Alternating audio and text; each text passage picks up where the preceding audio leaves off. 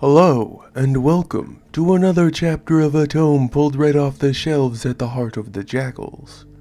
As always, I'm your skilled host, Lothran, and there's ever so much more data to relay, so let's get to it, shall we? Go grab a filling meal, settle into a cozy spot, and pay accurate attention to Fleet Part 77, Submersion. The bottom knew it would feel like this long before I ever got here. Pain, suffering, screams, mine, others, echoing off endless expanses, the iron taste of blood, fear, great heaving, shivering mountains of it, laughter, mad cackling, distant, have to stand, have to struggle, have to move. Alduin pulled up with what little of him there remained to be seen and experienced. Small mercy that, having less to witness such immense torment. Well, it was the little bit keeping him in the fight for now. He was tiny, microscopic, but the roving madnesses, all haplessly misshapen limbs and gunk fused together, they mostly ignored him anyway. Winds, constant scraping, howling, furious storms of force, cutting through his skin and sinew, straight to the bone, and through those too, deeper, slicing at the frayed edges of his fragile spirit. Alduin hadn't done a very good job of taking care of that little piece of himself. Maybe a little less sinning and a little more. Fuck it. Too late now. He kept plodding along, placing one leg ending in his left hand in front of his massive curling tongue, splayed out of the side of his ruptured, torn face, as the only other limb capable of standing in for an organ capable of motion. That old wound scar on his neck, torn asunder and splattering blood all the more fervently in this lost, hollow place. A shape loomed through the murk of shrouding fog, epically tall, anciently foreboding, gobbling down dozens of monstrosities with a single intake of breath. It fed, but it didn't move, billowing great plumes of fire-laden smoke up into the darkness hanging above it. End goal. The beast wallowing in his gut once it was, impossibly strong here in its home territory. The walls of all Alduin's failures, closing in such seething chaos as this. It knew he was coming. All came to hit, seeking end, seeking sustenance, seeking absolution. He had to make amends. It was the only way. Halt! Alduin kept scraping his foot fingers into the loose, biting, glass-sharp sands. Couldn't stop now. Too much at risk. Halt! Listen to my orders, morsel. Alduin kept on plodding away, spending the slightest amount of energy to tilt his head up toward the beast. The looming threat addressed as efficiently as possible. Barely any at all. Hello! Be with you in a moment.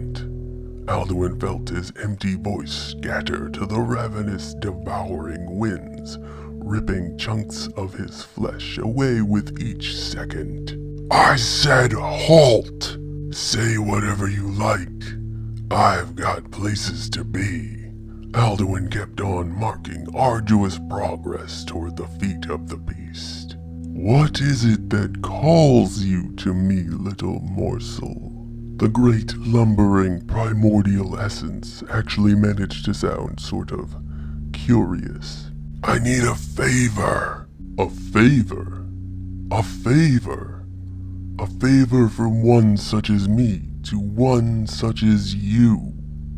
The beast made a sound like that of metal grinding on metal, but with a pitch tuned so high that Alduin felt it in his soul more than he heard it. The sound was not pleasant in any sort of way, and he was being laughed at for a very long time. What in all the great, billowing, terrible halls of the abyss makes something like you think I would ever do it any sort of a favor, most hated one? Oh, not much, just...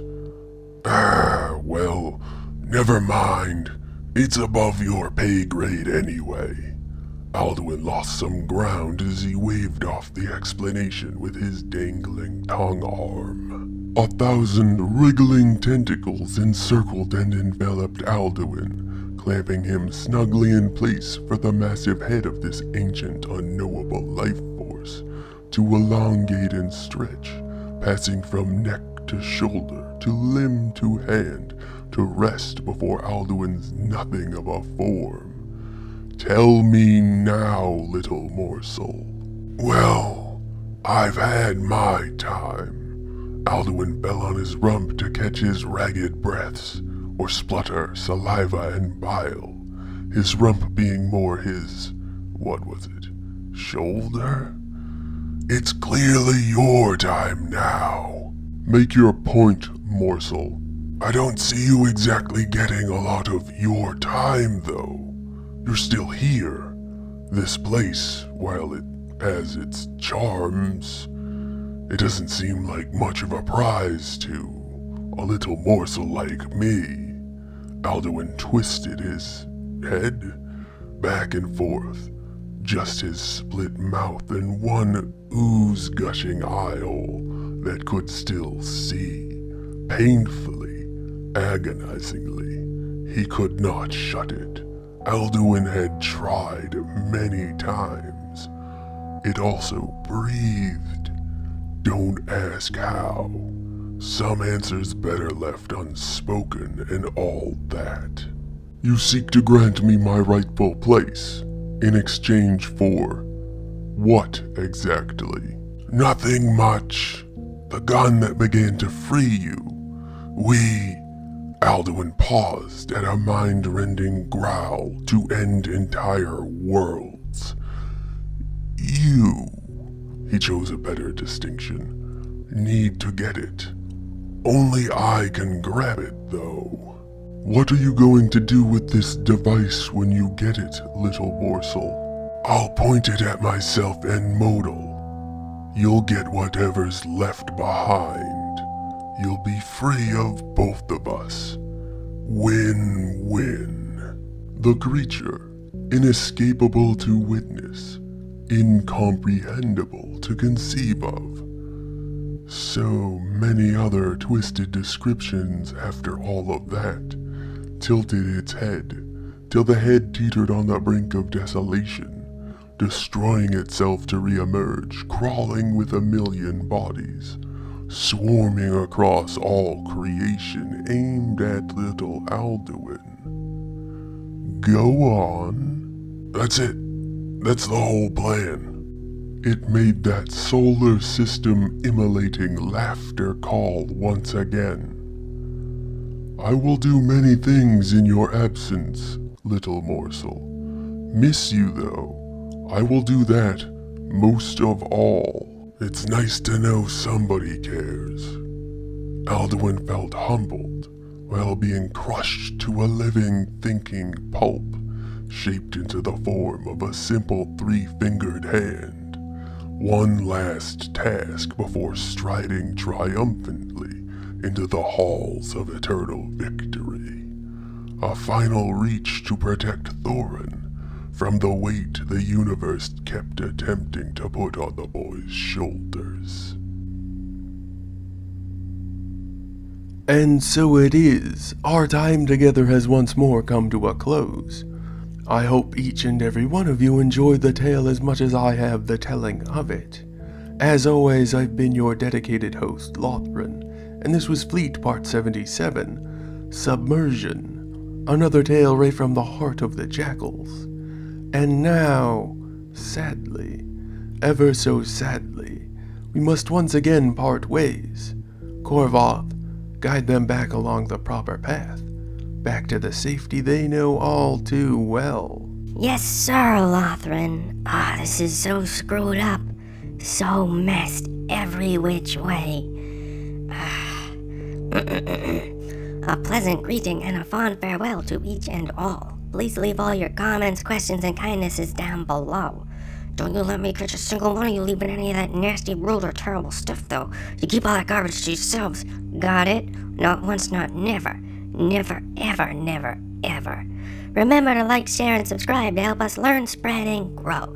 And don't forget that we strongly encourage each and every one of you to stay safe out there. See you again tomorrow for Fleet Part 78. Good night and good luck. You'll need it. Bye-bye, everybody. See you again tomorrow. Bye-bye, bye-bye, bye. Bye-bye, bye-bye, bye-bye.